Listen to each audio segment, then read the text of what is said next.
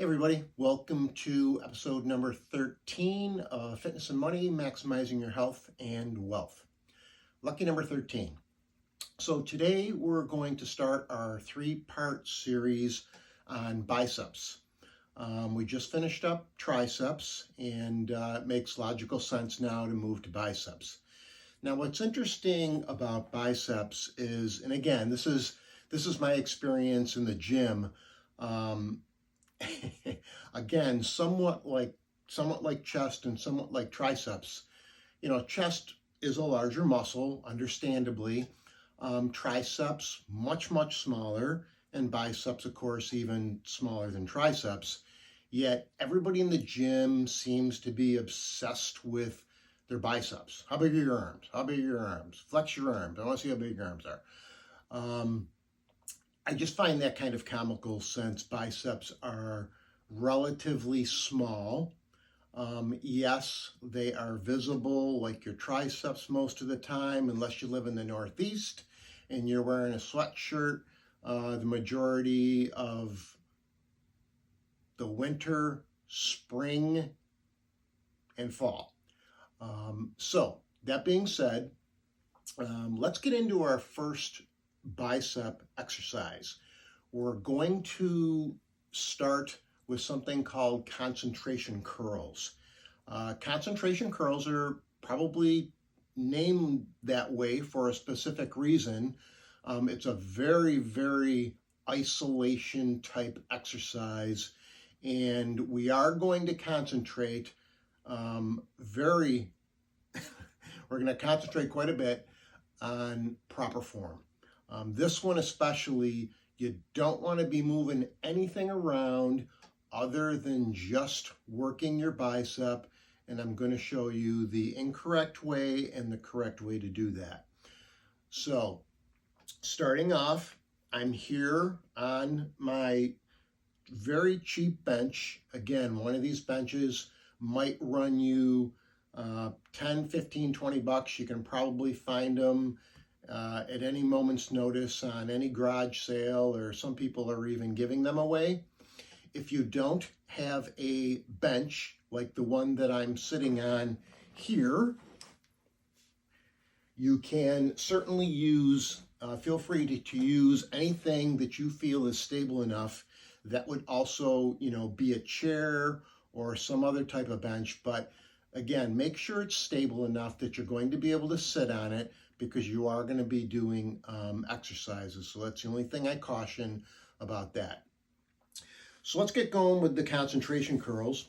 The way we're going to start this is, again, doing it the incorrect way. So I don't know, feet placement for the incorrect way. I don't know. People just, they can put their feet any way they want. So most people reach down and grab the dumbbell, and they will do all kinds of things like this.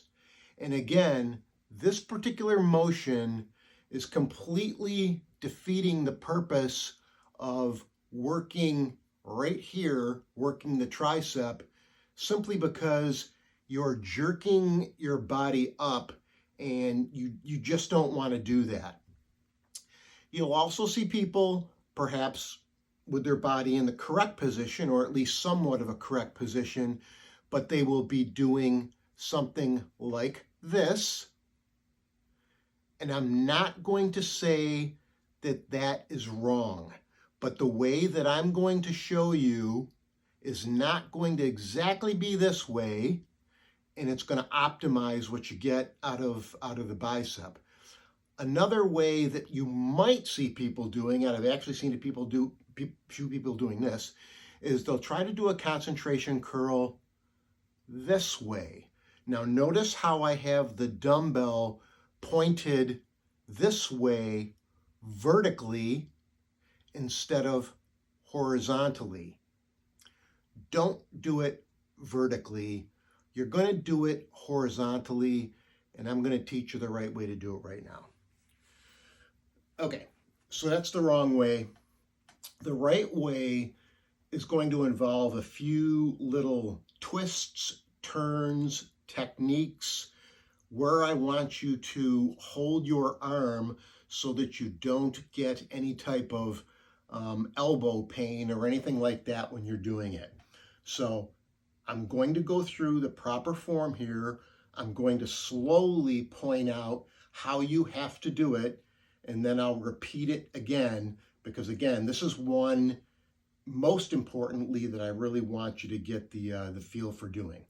So the first thing we're going to do, let's say you're starting out with your right arm, and again, you'll be doing the same exact thing with your left arm. Anything that you repeat on a one-arm exercise, you're going to repeat that same thing with your left arm. So my right leg is going to be planted about here. My left leg is going to be out to the side. I specifically want it out to the side, and I want my right leg planted here. The reason that I want it that way is that when I pick up the dumbbell, I want to be able to rest the back of my arm. Basically, I want the tricep to rest on the inside of my thigh. That's kind of the right movement that we want, is having this part right here resting on the inside of the thigh. We don't want it up here. If it's resting about here, that's good. So the way that we're going to begin the movement is we are going to have the dumbbell like this. It's going to be vertically. It's not going to be horizontally. Here's the big difference. Watch what happens as I turn and curl up.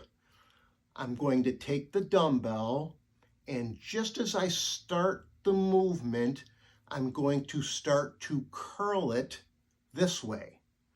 So I've come down like this, and I'm curling it this way. Now that's only half the part. That's the one thing I wanted to show you. The other thing is to do the complete movement. Again, you're going to start out in this position with the dumbbell. You're going to curl it midway up, and then you're going to bring it all the way up like this, and you're going to do a little twist. At the very top of the movement, when it gets near your shoulder, you're going to do a little twist. So let's say I'm here. As I bring it up, I'm not just going to come like this. I'm not just going to do this. I'm going to bring it up, and I'm going to do a little twist. And you actually have to rotate your wrist out. When you rotate your wrist out, you're absolutely going to feel it more in the bicep muscle as opposed to doing it any other way. So slowly, let's put it together in the movement. I'll do about 5 repetitions. So we're going to start down here. We're going to curl up, and we're going to rotate the wrist outward. Then we're going to lower it back into this position, and then we're going to curl up, rotate the wrist out, back down, curl up, rotate the wrist out, and back down again. So what happens when you do it this way is there's something, and if you go into a lot of gyms and you ask trainers or people in the know about doing biceps, and you ask them what something called supination is, the good ones will know it. Most of them will not know what supination is. Supination is when you do this. When you come up like this and you turn that wrist to the outside like this, that's called supination. Any movement where you bring it up and curl is called supination as you rotate your wrist out. Again, we don't want to do this. We don't really just want to do this. We want to start that movement curl as we come up, and supinate out with our wrist. What that's going to do again is you're at the top of the movement, it's going to put a lot of good stress on the muscle.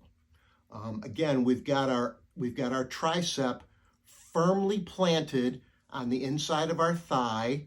We have our other leg going all the way out, the opposite leg, and that's pretty much the movement right there. Okay, so that one, for anyone who hasn't done it before, or even if you have done it before, I would suggest trying it the way that I just did it. You're going to feel the movement as optimally as you can by doing it that way. You'll get the most out of it. And that's what we're here for, is to get the most out of the exercises. So that is our first bicep exercise. So let's get on now to talk about something called cost basis.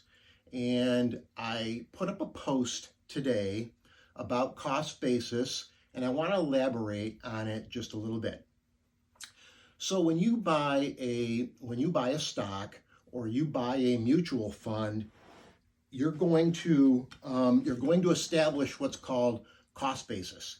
And your cost basis is basically what you pay for that individual stock, or what you pay initially for that mutual fund. So let's take the biggest company around, Apple. So let's say that I pay $100 a share for Apple. That's my cost basis. Now, mutual funds, on the other hand, and I didn't go into this in the post because it would have taken too long. Mutual funds, they go by something called net asset value, NAV. So you're going to see NAV next to your mutual funds. And the net asset value is like the equivalent of a stock price. So if Apple is selling for like $100, the net asset value on a particular fund that maybe holds 50 different stocks, the net asset value could be anything. It could be whatever, but basically it's going to be the conglomeration of those number of stocks when you add in the pluses and the minuses that happen in any given day, week, month, year. Because remember, in a mutual fund, you've got automatic diversity. Some stocks are going to go up, some stocks are going to go down, and you're getting that diversity where you're not all on one side of the boat, whereas you are with an individual stock. And again, I'm not saying that mutual funds are better or worse than individual stocks. I'm just saying they're different in terms of, and we talked about this before, when you buy an individual stock, you are assuming one stock risk, as opposed to buying a mutual fund where you are kind of diversifying yourself, because some zig and others zag. In mutual funds, your stock is either going to, in a binary fashion, go up or down. It's only going to be one or the other. So distinction between those two. So here's why cost basis is important to know. In the post, I said, well, what if somebody had $5,000? And I'm just picking a number. What if somebody had $5,000 that they wanted to put into a stock or a mutual fund? Would it be better to put all of that money in at once? You can certainly do that. It's not necessarily called market timing. You have to hope that you're pretty right when you put all of that money in, because if you buy when the market is high and you put everything in to that one stock, or even a couple of stocks, or that mutual fund, there's a chance that you got it wrong, so to speak. So I would say the better thing to do, and this is where dollar cost averaging comes into play as well, take certain fixed periods of time and add to that stock or mutual fund. So if you start a position in a $100 stock, if you start a position and you put, say, $1,250 in to start. That's great. Maybe in another fixed period of time, month, couple months, maybe that stock has gone down. So what you're going to want to do, and this is, again, totally contrary to what most people think, is you don't want to hit the sell button because you believe in the stock. You don't want to hit the sell button. You actually want to buy. So you'll take that $1,250 and you'll put that next round of money to work in that stock or mutual fund.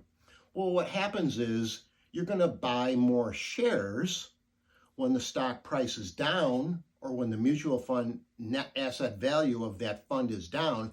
You're going to end up buying more shares, and that's exactly what you want to do. Now, let's say you're 6 months down the line. Let's say that stock or that mutual fund has gone up. Say it's gone beyond what your original cost was, and you pay a little more for that stock. That's okay too.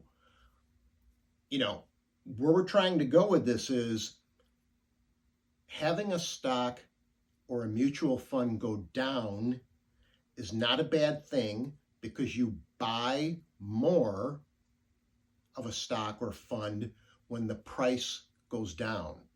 If it goes up, that's great too, because now you're catching the appreciation of that stock or mutual fund. So if you can accumulate more shares of that stock or that mutual fund when the price is depressed, when the market eventually recovers, which it will, you'll come out further ahead than if you had put all of your money in it once. And I don't want to say that as an absolute statement, but it certainly mitigates the risk of you making a bad timing error with your initial purchase. I just think it's always better to put a block of money in, another block of money in, another block, and maybe even another block. You can do it in increments of 3, 4, whatever you want to do, depending on the amount of money you have. So I guess the worst thing that can happen, and this is a good problem to have. The worst thing that could happen is, say you put in your first block, they call it tranche. Put in your first tranche of money or your second tranche of money, and then all of a sudden the stock just goes crazy. I mean, it just goes up 10, 20, 30%. Okay, so what's happened there is, good problem to have. Your money has gone up 10, 20, 30%. The problem is you weren't able to get those last couple of tranches of money in, but oh well. You made a good amount of money on what you did put in. So you either leave that in there. If you're a long-term investor, just leave it in there. If you want to pull some of that money out and invest in another stock, you can do that as well. And when you think about it, with your corporate plans, your 457s, your 403s, and your 401ks, when you invest on a weekly or monthly basis, or whenever you have money taken out and put into those, basically that's exactly what you're doing. Is you're doing dollar cost averaging, and dollar cost averaging is just that. Sometimes you're averaging down, sometimes you're averaging up, based on what your original amount that you put in is. And at the end of a long period of time, you're going to, if you were to look back at the number of shares you bought, you're going to end up buying probably many, many more shares, which is going to equal a much higher balance for your portfolio when you dollar cost averaged in. Remember, buying on the dips, buying in down markets, buying in recessions, when you're a long-term investor, and I do want to stress long-term investor, any money that's needed in a 6-month, 1-year, 2-year, 3-year time frame that you want to use for a down payment on a car, down payment on a house, or anything else that's coming up near term, you definitely do not want to play around with that money. That money is going to be better used in other instruments like we talked about, whether they be, certificates of deposit or money market accounts or stable value funds, they call them. Something where you're not going to lose your principal. The longer that the money is invested, the risk goes way down, because the long-term average of the stock market is generally goes this way, long, stays in about that 9 to 10% range. And if you can buy more shares over a long period of time, again, your portfolio balance is going to thank you, because you're going to end up with a larger number. Okay, so that's dollar cost averaging, and that's establishing your cost basis. One last thought that kind of ties in that I want you to remember. And again, this is counterintuitive, and people are always wanting to hit the sell button when their stocks go down. When you have that urge to do that, and I've done that early in my career and paid for it, try to think of that example that I established of going into your favorite store and finding that article of clothing or whatever you're looking at that you want to buy, finding it, and it's sitting there at retail price. And you're like, I really want that, but I don't want to pay that price. So what happens is you put a little money in, perhaps at that price, but honestly, you're hoping that that price is going to go down on whatever that is that you want. Because if that goes down, you're basically getting it on sale. And that's exactly what we want to do, is we want to buy good, solid companies, good, solid mutual funds that invest in a whole bunch of good companies. We want to buy them on sale. That's the whole point of buying low and selling high. It's not buying high and selling low. And that's what a lot of new investors, even some seasoned investors, tend to do that. They want to hit that sell button when they start getting that panicky feeling. And again, that goes into, your risk tolerance and how well you sleep at night based on markets going down. Now, next week, we're going to do another exercise. We're going to do alternate dumbbell curls, seated alternate dumbbell curls. And in the finance portion, we're going to talk a little bit more about, money over long periods of time, up, down, when does it equal out, all that good stuff, and maybe throw in some other topics as well. I also wanted to point out the importance, and I'm going to start introducing this at this juncture, because we're going to get to the point, like in the near term, where we want to start introducing nutrition. As I pointed out in one of my other videos early on, I usually start my day with some type of a nutritious, say that 3 times, shake. You don't have to do it, but for those of you that are interested in getting your day off to a really good start and having something nutritious, I always start out with a shake. I've got a NutriBullet upstairs, and I brought it down one time, and I actually left out a couple of ingredients since I just made one today. So I'm going to tell you just what I put in mine today. So I start out with obviously a whole bunch of ice. I fill that up probably halfway. And then you can put in whatever type of liquid you want. You could put in water. You could put in any type of milk, 1%, 2%, skim. You could put in oat. You could put in almond, cashew, whatever you want. As far as the liquid goes, it's all good. Then I put in some yogurt. I use Greek yogurt. I usually use a couple of tablespoons of Greek yogurt. If you're not a yogurt fan at all, then you can just leave it out. Protein powder, I think, is important. I brought down the protein powder that I use. It's something called Gold Standard on Gold Standard. I can bring that down again so that everybody can see it. But honestly, you know, if you don't want to buy that one, or that's a little bit too pricey for you, just get a protein powder and put in a scoop of it. You know, I think that's a main constituent of one of the shake. Then you want to put in fruit. And again, the fruit does not matter. You can put in any kind of fruit you want, any kind of fruit that you like. I generally gravitate toward blueberries. They're one of the best fruits. They've got a super high antioxidant content, which is great for your body. That staves off free radicals, which is basically the oxidation of your cells. And we'll get into that later because that's basically how you age.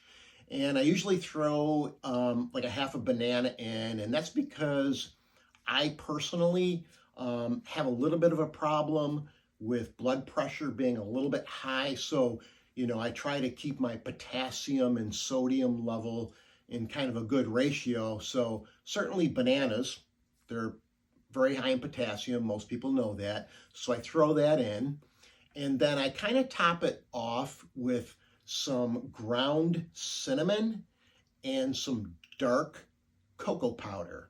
And when I say dark cocoa powder, I'm talking about like the 90%, 100% little scoop of the dark powder. Toss it in. Again, lots of antioxidants, flavonoids, just generally good for you.